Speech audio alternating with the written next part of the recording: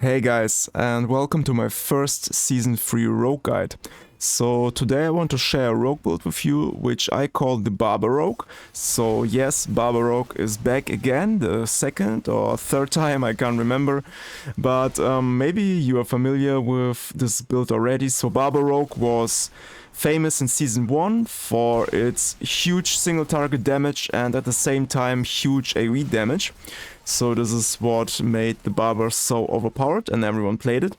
And this rogue build here also heavily reminds me of this Barber scenario. So we have insane high AoE damage, as you can see, so we are combining penetrating shot with shadow imbuement for this huge shadow explosions, and basically the entire screen just explodes. And at the same time we also have very high amount of single target damage coming from rapid fire, which is capable of dealing with dungeon bosses or just isolated elites and so on. So yeah, that's why I call it Barber rogue. Still very insane, and I would say let's talk about the skill rotation for a bit.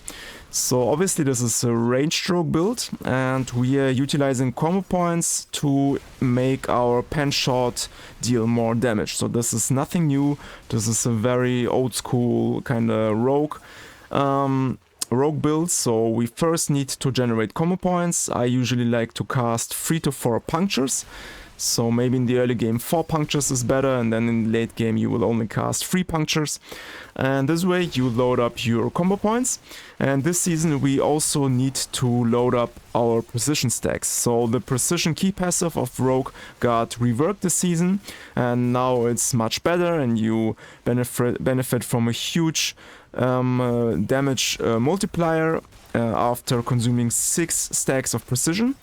And also for stacking up precision, it's good to cast puncture 4 times, like I mentioned, and then usually you will load up both your combo points and precision stacks to benefit from the maximum amount of damage bonus.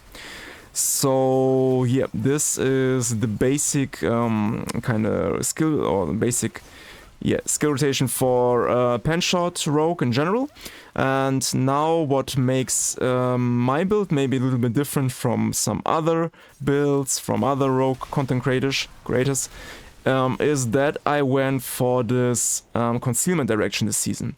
So Rogue received a new defensive aspect, which says that every time we kill an elite, our concealment cooldown gets reduced by up to 10 seconds. So if we kill two elites, this means our concealment will completely get refreshed and we have like 0 cooldown. And this is very nice, this has a very nice interaction and synergy with another Paragon glyph, which is called Night Stalker. Maybe you're already familiar with it. Maybe not, because actually no one played it in the previous seasons. But Night Stalker is very nice, has some very nice interactions with stealth. So every time you enter stealth, Night Stalker will reduce your shadow imbuement cooldown by, I think, 3 seconds. And so here you already can see this nice synergy. So we are killing elites, then we can spam our concealment all the time. And when we spam concealment, we enter stealth mode, and then we also reduce our shadow imbuement cooldown.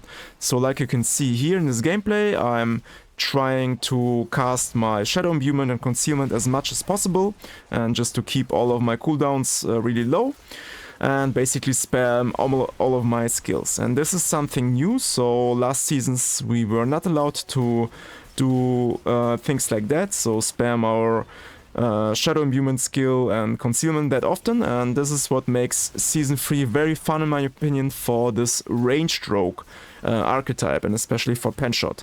So like you also can see, we are playing at Nightmare tier 39, so the enemies are level 93, and I was able to basically one-shot everything, even though the enemies are more than 10 levels above my character level, which is very good for leveling. So in the best case scenario, you want to one-shot everything that is 10 levels above your character level for this additional bonus XP that you get.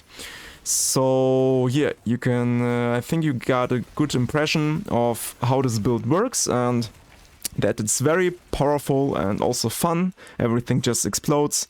We have no problems at all. Maybe I can also show you another example of this build. So of course you also can do Hell Tides very nicely with this kind of build, because you just have this insane AoE damage, everything explodes also in the Hell Tide. And also here you can just try to min-max a bit your concealment shadow imbuement interaction. So every time you encounter elite packs, you use your concealment and shadow imbuement before, and after you kill them your concealment gets refreshed, and then you can also refresh your shadow imbuement again. So just like I mentioned, very nice for Helltide as well. And I can also show you some Uber gameplay, because even though this build is mostly capable or mostly created for this speed farming situation, and also in the upcoming Gauntlet events where you will need to race for time and points in these dungeons, this build is also capable of solo clearing, killing Uber bosses like Uber Duriel. So I can show you that as well. So obviously Uber Duriel is nothing that you should encounter alone. It's much more efficient to do this in a group. But just for the guys of you who maybe are playing in the SSF kind of mode, so solo self-found, you want to do everything in solo, you don't want to cooperate with other players, then maybe this can also show you that it's not too difficult to kill Uber Duriel, even at level 86 here. I think I could also have done it a bit earlier, so maybe level 80, 82. So yeah, but I was busy with farming Uber Varshan this time. I needed some other items. And now I started farming Uber Duriel and also tried to kill it solo. And you can see here, obviously, it's not too easy. We are still getting a lot of damage from him, so he's dealing quite a big amount of damage because we are under-leveled, but the damage is quite high, and here you just need to switch from Shadow Imbuement to Poison Imbuement, basically. So you need to respec some skills in your skill tree, but you don't need to make it too complicated, so you can just respec from Shadow Imbuement to Poison Imbuement. That's the most important thing, and then you can make some gear swaps I can show you later as well, and then you're good to go, and this build transforms into a Uber killer build, so not too complicated, quite simple and easy. So if you're also interested in that content, then it's kind of easy to do that as well. So yeah, here you can see I just killed him in about 2 minutes, a little bit less than 2 minutes. So yeah, very nice. And now I can show you my gear. So here I'm playing with the Sky Hunter unique right now. I think I will make a separate video about this unique, so I don't want to talk too much about it yet, but I can just tell you that it's very good, and you can also, if you don't have a Sky Hunter yet, you can find it at Varshan, for example, but you can also use a simple crossbow, so you just use a crossbow with a very high item power level and just put an offensive aspect on it, something like Edge Masters, for example, or Accelerating, and then you're also good to go. Then Condemnation, this is a very good, very useful unique for this build, so I can highly recommend you to farm this before you play this this kind of rogue build, but it will also work without it, but it's just increasing your damage by a large amount. So that's why I can highly recommend it, but you can also get it quite quickly from Varshan, and also for me usually this already drops at World Tier 3, so it's not too rare of a unique item, I would say. Then this weapon, this is just a random dagger. I just don't care about anything here besides the aspect, so it had this basic skills gain, 23% increased attack speed, rapid aspect, so this is the only reason why I'm using it. So yeah, attack speed very important this season without the vampiric powers. Then here trick shot, so I just have a garbage ring yet. My rings are not, so my jewelry at all is not very good.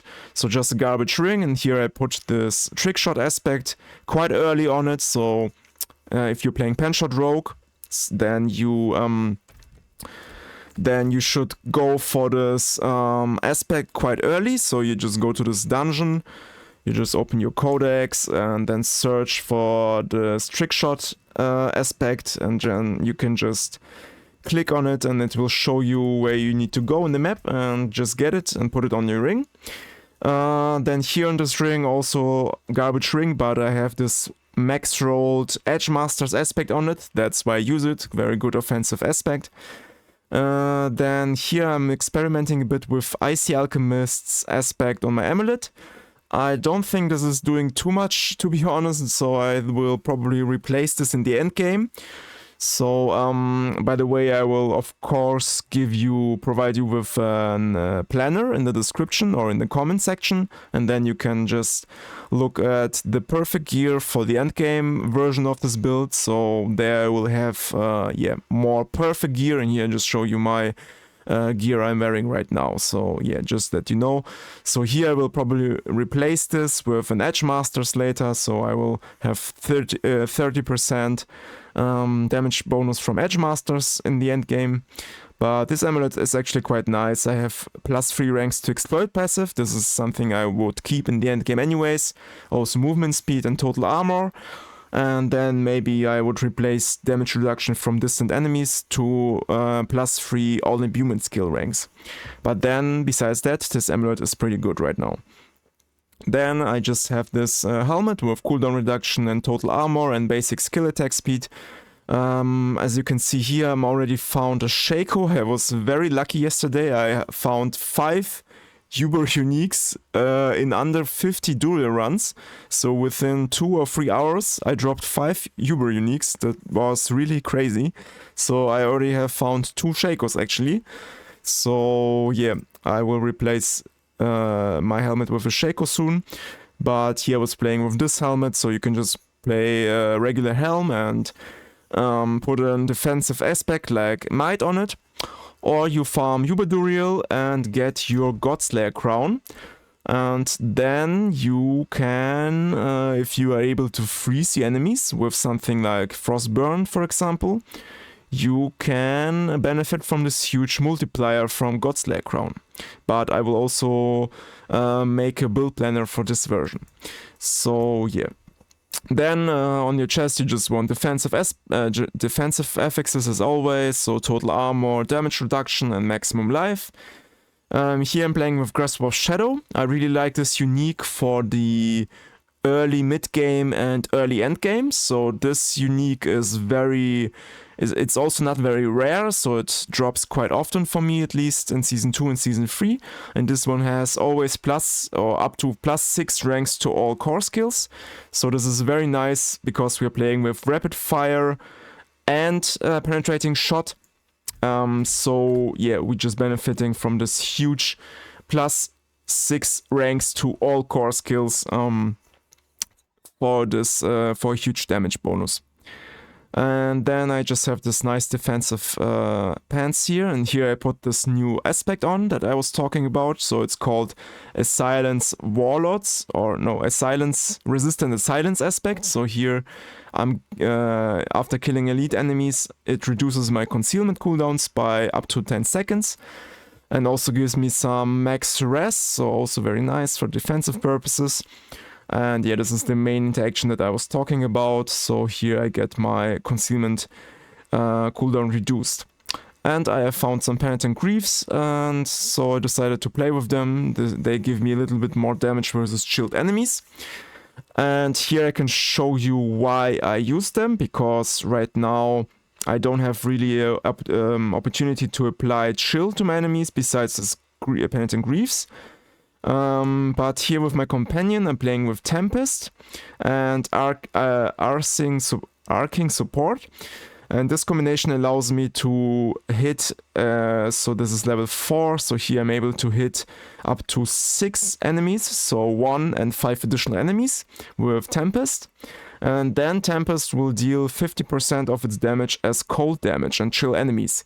So the problem with the pets is that they are kind of useless right now. They are way too slow and clunky and they don't follow you if you're too quickly. But maybe the devs will fix that in some patch somehow, and then they become a little bit more useful. And then you can actually benefit from this kind of interactions where you hit as many enemies as possible with frigid support, so they get chilled.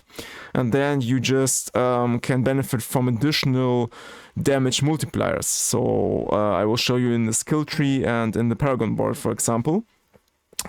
But also here with Penitent Greaves, you can see here I'm dealing more damage to chilled enemies, and this is a very good way to make my enemies chill. And then here I also have efficiency support for more critical strike chance. And I'm playing with auto defense right now as my supportive skill with some other stuff here, but like I mentioned, the companion is really useless right now, so it just doesn't matter too much. Okay, let's talk about the skills quickly. Here I'm playing with Puncture. Maybe I should take off my Crest Shakos so you don't get confused by this +4 skill ranks. So here I have Puncture with Fundamental Puncture, of course. Then important, here you can take Advanced Penetrating Shot instead of Enhanced Penetrating Shot. So you might wonder why this is better than this one, because here you would get 20% more critical strike chance, and since we are playing a precision build, you might think that critical strike chance is important, but this is not really the case, because, so maybe we should talk about precision first. Precision says that you will deal this huge damage bonus, so right now I have 178% damage bonus to my consumed precision critical strike, and the way we get this precision damage bonus is by stacking up quickly 6 stacks, and for this 6 stacks we need critical strike chance to kind of boost this how to say, to make these things quicker, so we can more quickly stack up our precision stacks. But in the end game, all you need to have is something about 30 to 40% critical strike chance. So right now I don't have it, but in the end game I will have more critical strike chance. So then this is just enough. So with Puncture, because we are casting 3 punctures at the same time, 30 to 40% critical strike chance is enough to guarantee our 2 precision stacks per cast of Puncture, and this way after 3 punctures we will get this 6 stacks of precision anyway. So I hope it was not too complicated, but the point here is you don't need too much critical strike chance to make this precision build work. So 30 to 40% is already enough. That's why we don't need this enhanced penetrating shot, and instead we can go for advanced penetrating shot.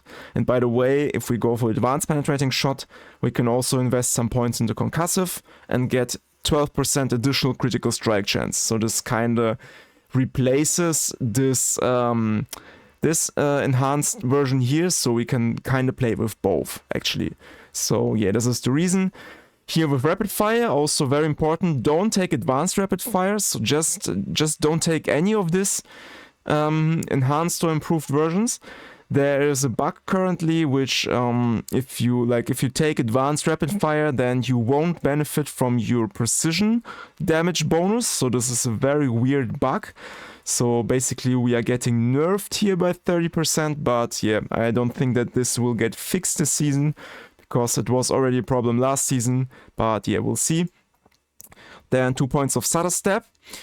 The whole build is capping out at 100% bonus movement speed actually.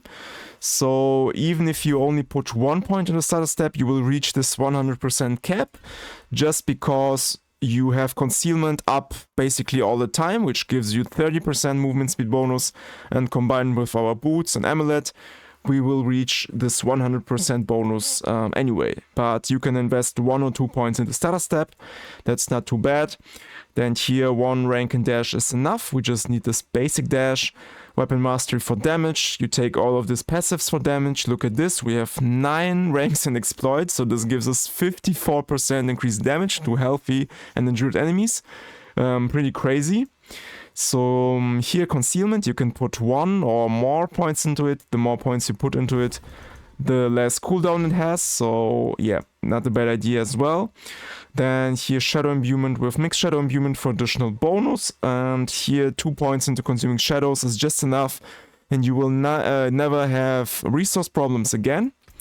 I actually play with Sky Hunter, which should give me resources back, but I kind of noticed that there might be a bug, because I didn't notice that I get any energy back with Sky Hunter, so I'm not sure if I did something wrong, but for me this is some kind of a weird bug. So I still need to invest 2 points into consuming shadows, but then everything is fine. And then here 3 points into frigid finesse. So like I mentioned, with our companion we are able to chill our enemies. So here we can benefit from something like frigid finesse for more damage. Here we just take this 3 points into haste for more movement speed and 3 points into impetus. This is pretty good actually right now. So 21% increased damage after moving 12 meters. This happens quite frequently, so I really like this and can recommend you trying this out. And yeah, precision as I mentioned. So these are our skills, and now quickly let's go quickly over the Paragon board. So here I'm playing with Night Stalker. The starting board is very good for it since it's level 1, and yeah, you just can activate it very quickly in the game. So here you can see shadow imbuement gets reduced by 4 seconds after entering stealth. So every time we use concealment, we reduce the cooldown of our shadow imbuement as mentioned. Then I go into this cheap shot board. I just want this legendary node as quickly as possible. So here again we benefit from chilling enemies, because after chilling 5 enemies nearby we get 25% multiplicative damage bonus from cheap shot. Then I'm playing with exploit glyph. This is also the first glyph that I level up to level 15. But actually I realized it's not really needed to level this glyph. So to level this glyph to 15 as the first glyph, because with the cheap shot board you have a very nice way to just activate it even at level 1. So yeah, but exploit very important for making enemies vulnerable. Then the second board is this Eldritch Bounty board, because I want this 20% increased damage for imbuement skills or imbuement elements.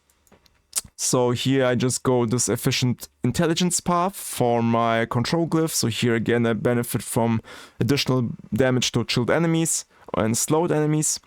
I also slow with Penshot. And then I just take this legendary node. And the fourth board is Ley Rainer's Instinct. This board is very good for maxing out intelligence glyphs. And here is my Comet Glyph, which was the second one I tried to get to level 15. And actually Comet Glyph, I think this is the glyph that you want to max out the first. So even before exploit, you just go for combat, and you can even level it up to level 21. Because here we want to benefit as much as possible from this critical strike damage. So here we have 49 intelligence. And then if we level this glyph up, then we will get a huge bonus to critical strike damage. And critical strike damage is what we need in order to boost up our precision. So this one scales, the damage from precision scales with critical strike damage bonus. That's why we need a lot of that.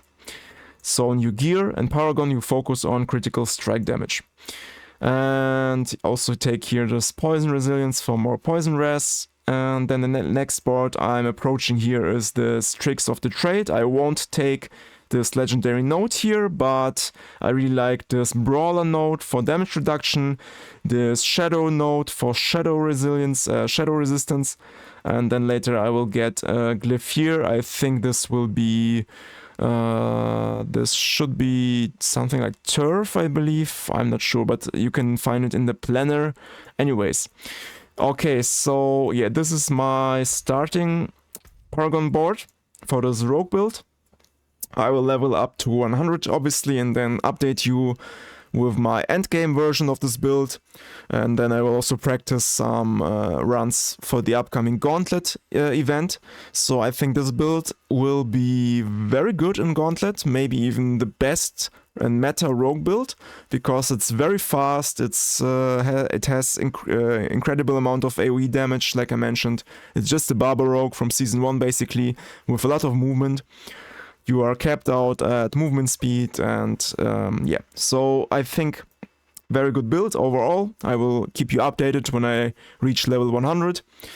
So yeah, I hope I didn't forget anything, and I hope you enjoyed this content. Leave me a like if you do, and I guess I see you in the next video. Have a nice day, guys, and bye bye.